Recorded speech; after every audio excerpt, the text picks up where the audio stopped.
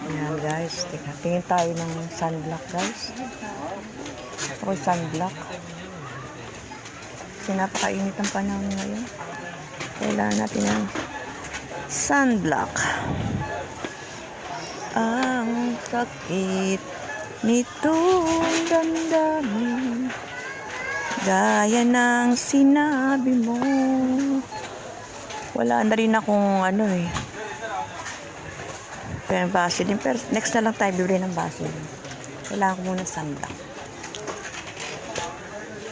Hindi tayo makaporma kasi baka ayaw nila na makita ang kanilang mga mukha guys. Kaya dito lang tayo pag ganito. Puro mask naman to. Ito yung sunblock.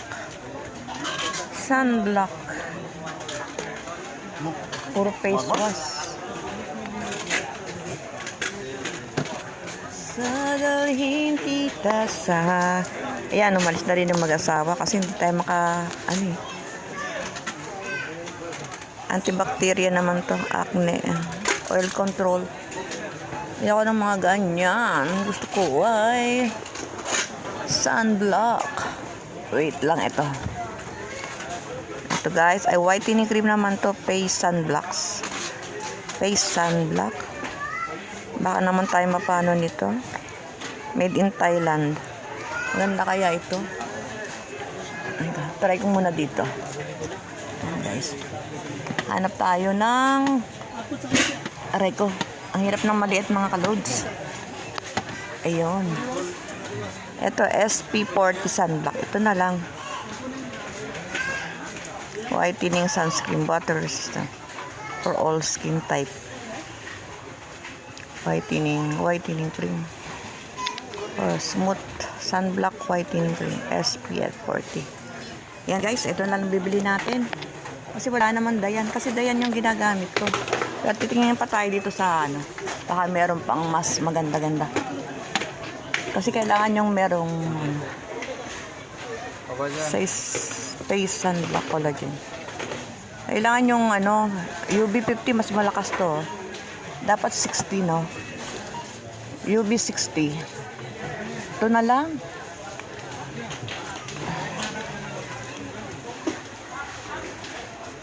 Kasi may to. UV 60 plus. Tingnan pa natin ito isa. Made in Thailand. Whitening cream naman to. Tinitingnan natin yung UV 50 plus. Ito na lang Ito na lang UV 60. Ito kasi marami. Marami siyang laman. Pero SPF 40 lang siya. Ano kaya maganda guys? Total hindi naman ako gano'ng naglalabas. Ito na lang. Okay guys, ito na lang. Okay, thanks for watching my vlogs guys sa mga beauty products. Aray. Tapos tingin tayo ng pabango.